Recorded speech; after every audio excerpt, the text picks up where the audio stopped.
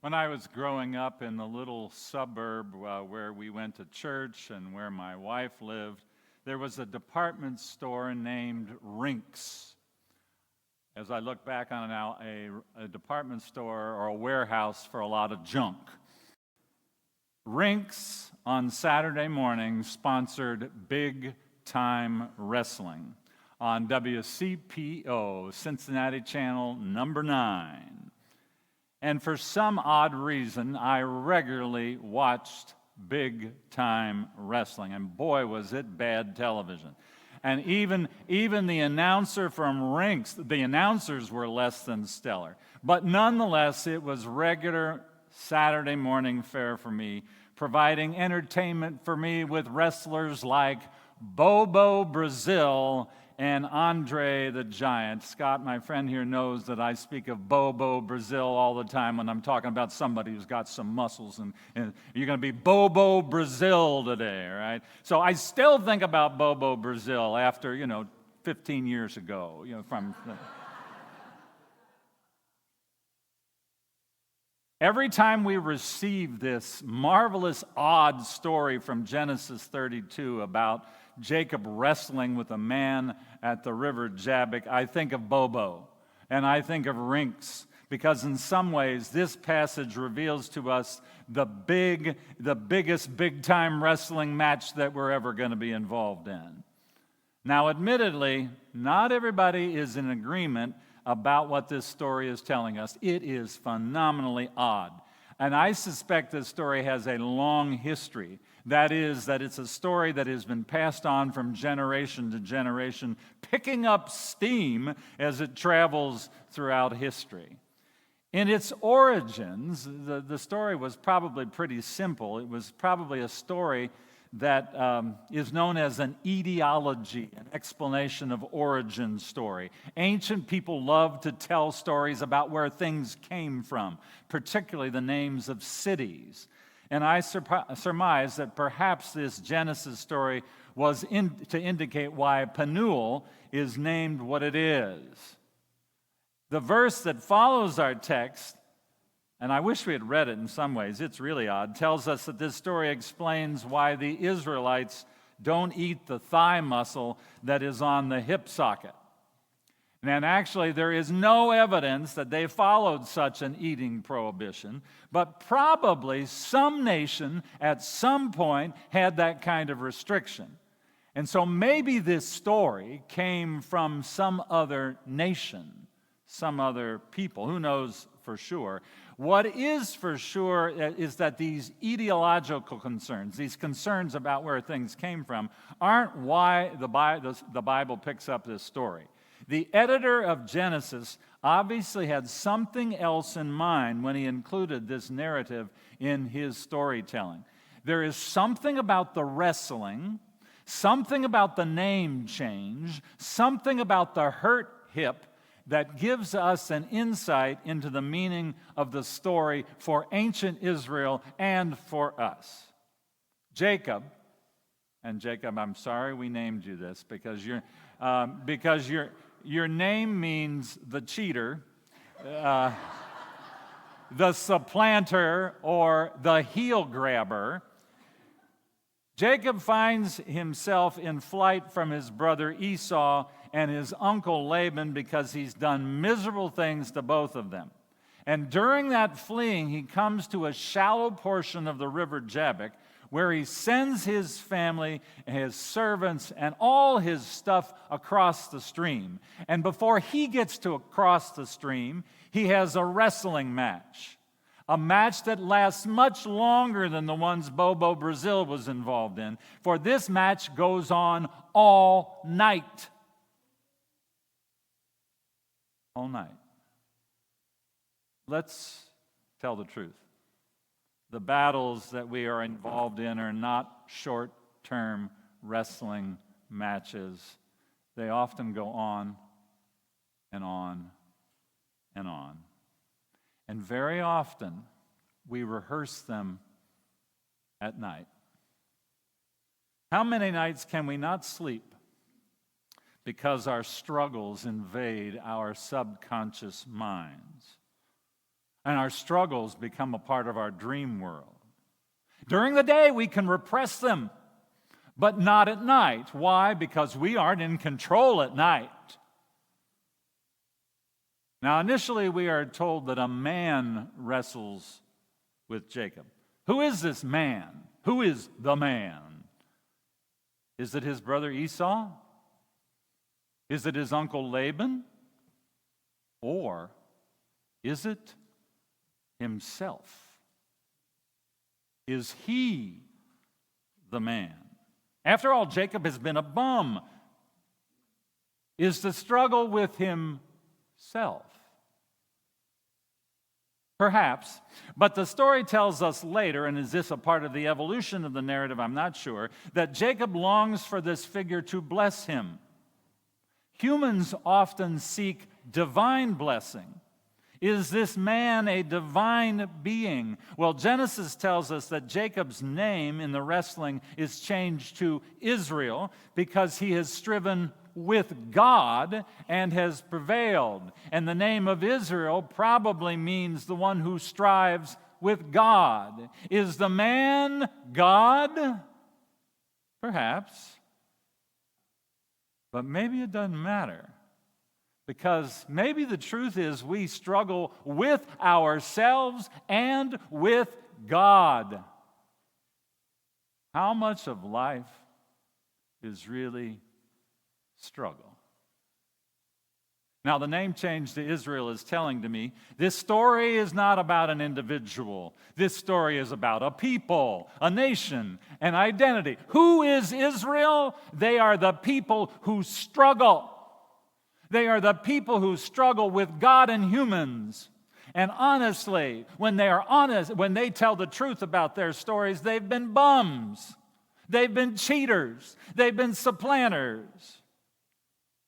Ultimately, they are the people who wrestle with God. That is their identity. That is our identity. Life is fundamentally a struggle. Yes, we come out of the match alive. Yes, God blesses us, but we aren't in control. God will not tell us God's name. Did you notice that in the story? God will not tell us God's name. We ask for it. We want to know. We want to know what your name is so that we can figure everything out, so that we can call the shots, so that the mystery of God is no longer a mystery, but a matter of certainty. One of the great things that Lutheranism has to offer to the whole church is that we believe this faith is more about struggle than it is certainty. And sadly, so much religion today is about securing certainty. You know, knowing the mind of God, telling everybody what they ought to do, figuring out who's in and who's out. But God will not reveal God's name because God is God. The God who blesses us is the one who will not give us control over him. So you and I wrestle with that which is much larger than us. And the match is tough stuff. Yeah, Jacob comes out on top. That's what the story says.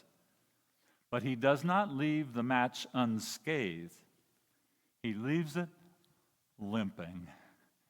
He's got a hip problem. Probably needs hip surgery. The struggle that life is takes its toll on us. Even the relationship with God is not without its challenges. We want it to be all roses. We really do. And then life happens and losses occur and we struggle. The faith is not a matter of all roses. Faith is seldom a matter of clarity. It's struggle. It's risk. It's an invitation sometimes into being bruised. Jesus lived out faith like no other person, but look what happened to him. He was killed. Here was a man who loved and welcomed and healed and forgave, and the religious leaders and the political leaders responded by crucifying him. The life of faith isn't easy. It's big-time wrestling. Wrestling with yourself, wrestling with others, and ultimately wrestling with God. One of the great things about the Bible, in my opinion, is that it reveals to us a whole lot of people who wrestle. Part of the brilliance of the Bible is its honesty about people and their struggles. I'm going to provide you a challenge today. I want you to go home. You can just read the whole Bible. Why not? Read the whole Bible, and I want you to find a biblical character who has it all together, whose faith is a matter of certainty and clarity, whose actions are always commendable.